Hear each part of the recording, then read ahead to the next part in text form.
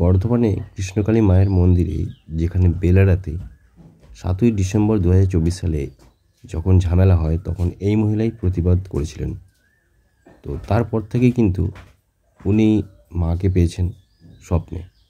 আর বর্ধমানে কিন্তু গিয়েছিলেন, 7-8 বার গিয়েছিলেন, উনি নিজেও সেটা বলেছেন, কিন্তু কোনোদিন ত্রিশূলের ছোঁয়া পাননি। তো মাকে কিন্তু প্রচণ্ড ভালোবাসতেন, ডাকতেন। তো তারপরে কিন্তু এখানে আসার পর স্বপ্নে হঠাৎ করে পেয়ে যান। তো উনি জ্যোৎস্না চ্যাটার্জি। তো পরে জানতে পারলাম যে উনি অন্য ধর্মের মানুষ। তো তাই আমরা জিজ্ঞেস করলাম, আপনি কি ক্যামেরার সামনে একটু বলবেন? তো উনি বললেন, আমি সত্যি কথা বলতে ভয় পাই না, সত্যি কথা বললে মানুষ আমাকে ভালোবাসবে, তারা হয়তো একবারই ঘৃণা করবে, তারপরে আস্তে আস্তে সব ঠিক হয়ে যাবে। তো সমস্ত ঘটনাটাই শোনাবো এনার মুখ থেকেই। তো আমরা যখন জিজ্ঞেস করলাম যে আপনার নামটা কি একটু বলুন। তো আমার নাম ছিল মাফেজা। মাফিজা, হ্যাঁ, তার মানে মাফেজা বিবি। মাফিজা বিবি। হ্যাঁ, পরে আমি মুসলিম ঘরের মেয়ে ছিলাম। আচ্ছা, তো আমার বিয়ে শাদী হয়েছিল, তার অনেক শ্বশুর বাড়ির অনেক দুর্ঘটনার জন্য আমি নিজে একা ছেলেপিলে নিয়ে চলে এসে আলাদাভাবে জীবনযাপন করেছি। তারপরে আমার এই ভগবত চ্যাটার্জির সঙ্গে আমার পরিচয় হবার পরে তো আমি ততদিন ওর কাছেই জ্যোৎস্না চ্যাটার্জি হয়ে আছি। তো আজ 35 বছর হয়ে গেল। 35 বছর জ্যোৎস্না চ্যাটার্জি হওয়া। আচ্ছা, এর আগে তো মুসলিমের মেয়ে, আর মাফেজা আমার নাম। আচ্ছা, মাফেজা বিবি। আচ্ছা, তো আমাকে সবাই দেখলে চিনতেই পারবে। আচ্ছা, আর একটা কথা, আপনি যে ছোটবেলা থেকে ধরুন মুসলিম সম্প্রদায়ে বড় হয়েছেন, তারপর আপনি পরে হিন্দু সম্প্রদায়ে আবার এসেছেন, আপনার কি কখনো মনে হয়নি যে কৃষ্ণকালী মায়ের ঠাকুর বা আরো যে আপনার ঘরে অনেক দেবদেবী রয়েছে, কোনো রকম কোনো সময় কি অসুবিধা বোধ করেছেন? না, আমার তার কারণ হচ্ছে আমি 7 বছর বয়স পর্যন্ত আমি মুসলিমের ঘরে মানে ছিলাম।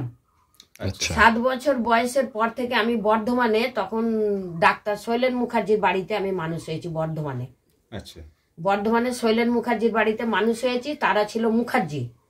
তো যার জন্য ছোট থেকে আমি ওদের যেটা দেখেছি সেইটা থেকেই আমার ভক্তিটা কালী ঠাকুরের উপরে ছিল। আচ্ছা, ওই ছোট থেকে আমি ওই মুখার্জির বাড়িতে মানুষ হতেই আমার কালী ঠাকুরের উপরে ভক্তি। আর আমাকে মুসলিমের মধ্যে আমাকে আর কেউ নিয়ে যেতে পারেনি। আচ্ছা, মানে আচ্ছা, আমরা যে ধরুন বাবার বাড়ি যে এখানে, তো তারা যদি এই ভিডিওটা দেখে বা আপনার কোনো মানে ইয়ে লাগে না, মানে খারাপ কিছু লাগে না? তো আমি যাই তো ওখানে, এই তো যাবো করেই আছে, 2-3 দিনের মধ্যে আমি যাব। তাদের কোনো সমস্যা নেই তো? ভালোবাসে না, তাদের কোনো সমস্যা নেই যে আপনি পুজো করছেন? হ্যাঁ, সমস্যা আমার বাপের বাড়ির কেন হয়নি, এই সব থেকে আমার মানে আমি বেটার কোথায় যে সবাইকে সব কথা বলে কাজ করি। একদম সত্যি কথা বলেন, উনি ভালোবাসেন মানুষ। বাপের বাড়িতে বিয়ের আগে এই যে আমার ছেলে পিলে নিয়ে অনেক কষ্ট করছিলাম, আমার এই যে ভগবত চ্যাটার্জি, এই যে হাওড়া কোর্ট থেকে পরিচয় হয় ভদ্রলোকের, তো তার নিজের বাড়িঘর, সে খুব ভালো লোক, সে আজকে তিনি নেই এই দুনিয়ায়। তো সে যে আমাকে সাহসটা দিয়েছিল, তো সত্যিকারে আজ অব্দি আমাকে শেষ অব্দি আমাকে নিয়ে আমার ছেলেপিলেদের মানুষ করে দিল। তো আমার যখন আমি এনার কাছে আসবো, ভগবত চ্যাটার্জির কাছে যখন আসবো আমি, আজ 35 বছরের আগের ঘটনা এটা, তো তখন আমি আমার বাপের বাড়ির কথা বলেছিলাম তাকে যে আমি কিন্তু মুসলিমের মেয়ে, তুমি কিন্তু চ্যাটার্জি, আমি কিন্তু মুসলিমের মেয়ে, তুমি পরে আমাকে ঘেন্না করবে।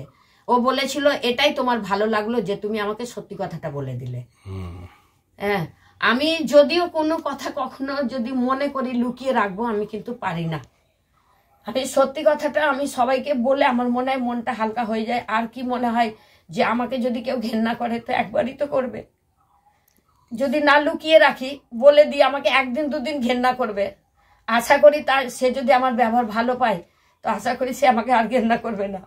কিন্তু আমি যদি লুকিয়ে রাখি তাহলে সারা জীবন আমাকে ঘেন্না করবে।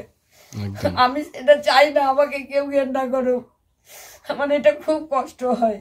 না, আপনি খুব সরল, বোঝাই যাচ্ছে না, সরল না হলে চোখের জল চট করে আসে না। গিয়ে বলেছি যে দেখো একটা বাঙালির ছেলে আমাকে বিয়ে করতে চাইছে, আমার মামা মামি সবাইকে বলেছি। তো সেখানে আমার বড় ছেলে গেছে, গিয়ে কথা বলেছে, বলছে কত ভালো লাগে, পরিষ্কার কথা বলেছে। আমার মামি আর মামা বলেছে তোর তো 3টে বাচ্চা, তুই শহরে অনেক দিন ধরে ঘুরছিস, তো ভালো মন্দ তুই শহরের বুঝবি, তোর যদি সুবিধা হয় তো তুই সেটাই কর, আমরা তো 2টো রুটি তোকে দিতে পারবো না। সে যদি তো 3টে ছেলে নিয়ে ভাত বোঝা নিয়ে তোকে দেখে তো তুই যেটা ভালো বুঝিস সেটা কর। আমার বাপের বাড়ি থেকে এটা পারমিশন দিয়ে দিয়েছে। কিন্তু কিছুদিন আগে আমার মারার কিছুদিন আগে আমাকে আমার মামি একটা কথা বলেছিল, সেটাতে আমার খুব কষ্ট লেগেছে। আশা করি ওরা শুনবে, ভিডিওটা দেখবে ওরা। তো আমার মামি বলছে মাফেজা শোন, আমাকে এখনো মাফেজা বলেই ডাকে আমার বাপের বাড়িতে। তো আমার এখানেও প্রায় লোকই জানে আমার নাম। তো বলছে মাফেজা একটা কথা বলবো। আমি বলো। বলছে তুই তো বাঙালিকে বিয়ে করেছিস, তো আমরা তো মুসলিম, তো আমাদের ঘরে যখন আসিস সবাই জিজ্ঞেস করে তুই সিঁদুর পরে থাকিস। আমি কিন্তু যখন এই জাতে এসেছি আমি এই জাতের পুরো সব কিছু পালন করেছি। আমি এটা ভাবিনি আমি মুসলিমের মেয়ে তাই জন্য ওখানে এইটা পরে যাব না ওইটা পরে যাব না, আমি এটা কখনো ভাবিনি। আমি এইটাই ভেবেছি আমি যাকে ধরেছি শেষ করে ছাড়বো, এটাই ভেবেছি। তো বলছে তুই এখানে এলে সিঁদুরটা পরবি না। আমি তখন মামির কথায় রাগ করে বললাম ও আচ্ছা, আমি এখানে আসবো তো সিঁদুরটা পরবো না, ঠিক আছে তোমরাও তো আমার বাড়ি যাও। আমার বাড়িতেও সবাই আসে, আমার বাপের বাড়ির লোক, এখানের লোক সবাই জানে, সলবের সবাই জানে, বাপের বাড়ির লোক আসে। আমি বলছি তুমি যখন আমার বাড়ি যাবে তখন আমরা তো সিঁদুর পরি, তাহলে তুমি সিঁদুর পরবে। আমি মামিকে এই উত্তরটা দিয়েছিলাম, যখন তোমার বাড়ি এলে আমি সিঁদুর পরবো না, তাহলে তুমি আমার বাড়ি গেলে সিঁদুর পরবে, তাহলে কিরকম লাগে কথাটা। আমি মামিকে এই উত্তরটা দিয়েছিলাম। জানি না মামির খারাপ লেগেছে, এখনো হয়তো জানে মামি এই কথাটা বলেছিল। তো আমি সিঁদুর পরা কিন্তু কোনোদিন বন্ধ করিনি। তারপরে শাঁখাটাও পরতাম, এখন তো শাঁখাটা পরি না। তো সেদিনকে আমি বলতে পারিনি, মামি তো বড় আর এমনি খুব ভালোবাসে আমাকে, মামা মামি আমার ভাইরা খুবই ভালোবাসে আমাকে, প্রচন্ড ভালোবাসে। তো আমি বলতে পারছি না তাদেরকে যে মামি আজকে আমি শাঁখা পরে আসিনি, আজকে আমার বোন মারা গেছে, শাঁখা পরে আসেনি, তোমরা তো আনন্দ থাকবে, আজকে সিঁদুর পরে আসেনি। আমি মামির সামনে মুখের সামনে বলতে পারিনি, কিন্তু আজকে ভিডিওতে বলছি মামি আজকে আমি শাঁখা পরে নেই, আজকে সিঁদুরও পরে নেই। আজকে তো মুসলমানের মধ্যে পরিচয় দিতে পারবে তোমরা, কিন্তু আমি আর মাফেজা নেই, আমি জ্যোৎস্না, আমি কৃষ্ণকালী মায়ের সেবিকা, তাই তোমার মধ্যে আমি আর কোনোদিন যাব না। আমাকে আমার মামার মেয়ে বলে তোমাকে তো পোড়াবে। আমি বলেছি দেখো 7 দিন জন্ম হবার পরে কপালে লিখে দেয় পোড়াবে না মাটি দেবে, আমি সেই চিন্তা করি না। ভগবান যেটা আমার লিখেছে আমার সেটাই হবে। এটাও তো হতে পারে যদি ঠাকুর লিখে থাকে যে আমাকে মাটি দেবে, তো হয়তো তোমার ঘরে মরার আগের দিন আমি যাব, একদম ঠিক কি না? আমি হয়তো মরার আগের দিন যাব, সেই দিন হয়তো ওখানে মরে গেলাম, তখন তো তোমরা আমাকে পোড়াবে না। হ্যাঁ এটাই করবে যে আমার যেহেতু 2টো ছেলে আছে, কিন্তু ছেলেদেরও কথা বলি যে বাবা মরে গেল, কোনোদিন কিন্তু একদিনের জন্য জিজ্ঞেস করতে এলো না যে মা কি খাচ্ছ, কেউ জিজ্ঞেস করতে আসেনি। তবুও আমি দুঃখটা কম করি যে মাকে পেয়েছি, আমার কোনো কিছু কষ্ট হবে না, আমার যেটা ভাগ্যে লেখা আছে তোরা ভালো হয়ে থাক যেখানে আছিস। আমার মেয়েটা একটু দেখে, খোঁজ খবর নেই, হাসে মধ্যে মাঝে, একটু খবর নেয়, দুঃখ সুখে সাথ দেয়। কিন্তু ছেলেরা কেন আসে না, সংসার করে যে যার আছে, কাউরির সঙ্গে ঝগড়া নেই, কাউরির সঙ্গে ঝগড়া নেই, কিন্তু যেহেতু খবর নেয় না আমিও তাই তাদের সঙ্গে কথা বলি না, রাস্তাঘাটে দেখা হলে কথা হয় এইরকম। এখন তো মাকে পেয়ে গেছেন, এখন তো মাকে পেয়ে গেছে, আমি তো পৃথিবী পেয়ে গেছি, শুধু মাকে নয়, আমি ভাবি আমি পুরো পৃথিবী পেয়ে গেছি। আমি আমার নাতিকে বলেছি বাবু, আমি এটাও বলছি আপনাদের, আমি বলে দিয়েছি মা যখন এই ঘরটা পছন্দ করেছে, আমি চেষ্টা করব মা যদি আমার ক্ষমতা দেয় এই ঘরের মধ্যে মাকে মন্দির করে দেবো, আমি পাশের একটা ঘর করে আমি ওখানে চলে যাব।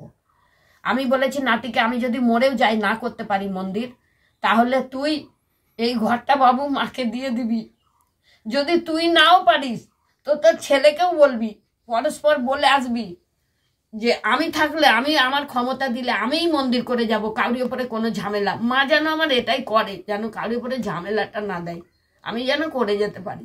আমার যেটুকু জায়গা আছে আমি আছি, আমার নাতিটা আছে, আমার কাছে তো কেউ থাকে না, মেয়ের আছে, মেয়েও একটুখানি জায়গা কিনে ব্যবস্থা ওর হয়ে যাবে, চিন্তা নেই। কিন্তু আমার মায়ের জন্য এই ঘরটাতেই মন্দির করে দিবি, মা এটা পছন্দ। তারপরে মরে গেলে মা তো সারা জীবনের, মা তো আর 2 দিনের জন্য নয় যে আজ আমি নেই কালকে উঠে যাবে। তোরা মাকে একটু ভক্তি করিস, সব কিছু ভালো পাবি, ভালোই থাকিস। আমার একটা দুঃখ যে আমার ছোট ছেলের সঙ্গে ঝগড়া নেই, কথাবার্তা এমনি ফোন করে, দেখা হলে কথা বলে, কিন্তু মাকে যে বসালাম একদিনের জন্য এলো না। এত লোক ভালো হচ্ছে, এত করছে, ওদের কিসের রাগ আছে? আমি হয়তো বাড়ি ঘর টাকা পয়সা হয়তো দিতে পারিনি, ছোট থেকে তো ওই রকম লোকের হাত ধরেছি, ধরে তোদের মানুষ করেছি, কিন্তু আমি টাকা পয়সা দিতে পারিনি। আমার কাছে জায়গা জমি বেশি নেই, যেটুকু আছে আমার কাছে এইটুকুই আছে। এবার কিসের জন্য ওরা থাকে না এখানে, ওরা আলাদা থাকতে ভালোবাসে, তাদের বউ ভালোবাসছে বাইরে থাকার জন্য, সেই জন্য আর কি বলবো, এর বেশি তো আর কিছু বলার নেই। সবাই সব জায়গায় ভালো থাকুক, শান্তিতে থাকুক। আর যার কিছু সমস্যা হোক, আমি বারবার বলছি যে কিছুই মনে যেন কেউ না ভাবে। হয়তো আমার ছেলে শ্বশুর বাড়ি ছেলে একটা খারাপ কাজ করেছে, অন্য বিয়ে করে চলে গেছে, তো তাদেরও বাড়িতে অনেক সমস্যা আমার কানে আসে, কিন্তু হয়তো সেই লজ্জাতে আসতে পারে না আমার কাছে, যেহেতু ওর মেয়েটাকে আমার ছেলে এরকম কাজটা করলো, ছেড়ে দিল, আর তারই এই নাতিটা আমার বড় ছেলের ছেলে আমার কাছে মানুষ হচ্ছে। তো আমি তাদেরকেও বলবো যে তোমাদের যার কিছু সমস্যা কোনো সময় ভাববে না যে আমি বিয়ান আছি কি আমি বন্ধু আছি কি বোন আছি, এসব যেন না ভাবে। একমাত্র একটাই কথা ভাবে, আমি যাচ্ছি কৃষ্ণকালী মায়ের কাছে। আমি মায়ের কাছে জানাচ্ছি সবাই আসো আমার কাছে, সবাই ভালো থাকো, সুখে থাকো, শান্তি থাকো। একদম। তো বন্ধুরা দেখতে পাচ্ছ ইনি এখন চন্দন ঘষছেন তুলসী পাতা। তো আমরা জিজ্ঞেস করেছিলাম যে তুলসী কতগুলো করে দেন, উনি বললেন 3টে করে সব দিই, আর প্রত্যেক দিন কিন্তু উনি মাকে সেবাটা দেন। তো এটাই হচ্ছে আসল জিনিস, মানে মন্ত্র জানার প্রয়োজন নেই, তবু কিন্তু উনি যেটুকু জানে সেটাই করেন। আর তোমরা যদি এখানে কখনো আসতে চাও, কীভাবে আসবে দেখো, ঠিকানা বললে তোমরা বুঝতেও পারবে না, খুঁজেও পাবে না। তাই আমি ডেসক্রিপশন বক্সে ওনাদের ফোন নাম্বার দিয়ে দিয়েছি, ফোন করে নেবে। সব থেকে সহজ পদ্ধতি, সহজ উপায়, একদম তোমরা চলে যাবে, পৌঁছে যাবে একদম এই মায়ের কাছে। তো তবু বলে দিচ্ছি, বালি স্টেশনে নেমে সেখান থেকে, যেটা আমরা যখন গিয়েছিলাম বর্ধমান থেকে, তো বর্ধমান থেকে যখন বালিতে নামলাম, ট্রেনটা যেদিকে চলে গেল ঠিক সেই দিকে তাকালেই দেখা যাবে ওপরে একটি ব্রিজ রয়েছে, সেখানে বাস যাচ্ছে। সেখানে বাস ধরে নামতে হবে আমাদের ষোলবাজার। ষোলবাজারে নেমে ওখান থেকে টোটো ধরতে হবে, ডাঁসির টোটো। আমাদের কাছে 20 টাকা ভাড়া নিয়েছিল, কিন্তু 10 টাকা করে ভাড়া নেয়। তো সেই টোটো দাদার নাম্বারটাও আমি দিয়ে দেবো ডেসক্রিপশন বক্সে, আর এই মায়ের নাম্বারটাও দিয়ে দেবো, জ্যোৎস্না মায়ের নাম্বারটাও দিয়ে দেবো। তোমরা ফোন করে নেবে, একদম ওনার বাড়ি পৌঁছে যাবে। তো অনেকের মিরাকেল হয়েছে, কিন্তু ওনার তো মানে কেউ জানেই না। তো আমরা টোটো দাদার কাছে শুনছিলাম যে হ্যাঁ অনেকেরই হয়েছে, আর উনি তাছাড়া আরও কিছু একটা ওষুধ জানেন, নুন পোড়া। তো সেটাও কিন্তু আমার ভিডিওতেই আছে, তোমরা ভিডিওটা দেখে নিতে পারো।